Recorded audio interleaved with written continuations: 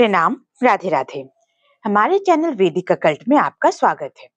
अब हम महाशिवरात्रि के व्रत की कथा सुनते हैं। एक बहेलिया था जो जंगली जानवरों का शिकार कर परिवार का भरण पोषण करता था। संयोग से शिव चतुर्दशी के दिन वह वन में शिकार के लिए गया।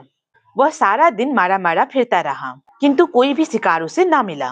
अंत में शिकार की तलाश में वह एक पात्र में जल भर के बिल्व वृक्ष पर चढ़ के शिकार का वाट जोहने लगा। उस बिल्व वृक्ष के नीचे एक शिवलिंग स्थापित था। जब रात्रि का प्रथम पहर बीता, तब एक हिरनी प्यास से व्याकुल होकर के सरोवर पर आई। उसे देखकर बहेलिया बहुत प्रसन्न हुआ और उसने हिरनी का वध करने हेतु अपने धनुष पे बाण चढ़ाया।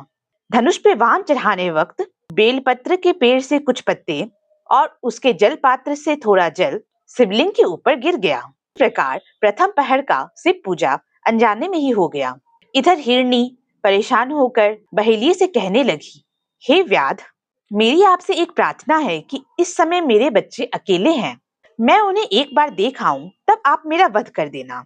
उस हिरनी की प्रार्थना सुनकर भी जब बहेलिया नहीं माना, तब हिरनी डर गई और उसने कहा, हे व्याध, मैं आपके समक्ष शपथ लेती हूँ कि मैं अवश्य वापस आऊंगी। इतना कहकर वह चली गई। इधर बिना नींद के उसने शिवरात्रि का प्रथम पहर बिता लिया था। कुछ ही समय बाद दूसरी हिरनी वहां पे जल पीने आई। उसका वध करने हेतु बहेलिये ने जब धनुष खींचा, तब कुछ बेलपत्र और जल पुनः शिवलिंग पर गिर पड़ा। इस प्रकार अनजाने में ही शिवलिंग पर बहेलिये द्वारा द्वितीय पहर का पूजन भी हो गया। धनुष का आवाज सुनते ही हिरनी ने बहेलियों को देखा और वह भी लौटने का आश्वासन देकर चली गई। काफी समय बीतने पर जब हिरनियां वापस नहीं लौटी, तब बहेलिया उनकी खोज को निकला। इतने में ही एक हृष्ट पुष्ट शरीर वाले हिरन को अपनी तरफ आते देखा। बहेलिये ने पुनः धनुष पर बाण को चढ़ा दिया, जिसके फलस्वरूप कुछ बेलपत्र और जल पुनः शिवलिंग पर गिर पड़े। इस प्रकार अनजाने में ही तीसरे पहर का शिव पूजन भी बहेलिये द्वारा हो गया। धनुष के टंकार सुन हिरन ने व्याध से पूछा, अंततः तुम करना क्या चाहते हो? बहेलिये ने बोला, मैं तुम्हारा वध करके अपने परिवार के लिए भोजन की व्यवस्था करूंगा। पहले तो हिरन गिड़गिड़ाया, फिर वह भी बहेलिये को आश्वासन देकर चला गया। कुछ समय बाद सबको एक साथ आया देख बहेलिया बहुत प्रसन्न हुआ। तब उसने धनुष के ऊपर बाण चढ़ाया। तभी कुछ बेलपत्र और जल शिवलिंग पर पुनः गिरा, जिससे अनजाने में ही चतुर्थ पहर का शिव पूजन भी हो गया। इस पूजन के प्रभाव से बहेलिये का समस्त पाप नष्ट हो गया। शिव पूजन के प्रभाव से उसे देव दुर्लभ ज्ञान प्राप्त हुआ। फलस्वरूप वह कहने लगा, हे मृगवरों, सब सत्यनिष्ठ परम धन्य हो।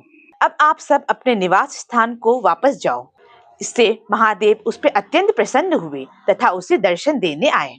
बहेलिया बोला, हे प्रभु, मुझे सब कुछ प्राप्त हो गया है। यह कहकर वह महादेव के चरणों में गिर पड़ा। महादेव ने उसे दिव्य वर दिया। महादेव बोले, तुम्हारी वंश वृद्धि कभी नष्ट नहीं होगी। त्रेता में भगवान राम स्वयं तुम्हारे घर आएंगे। मेरे भक्तों पे श्री राम विशेष कृपा करते हैं। तुम उनकी सेवा में मन लगाकर मोक्ष को प्राप्त होगे।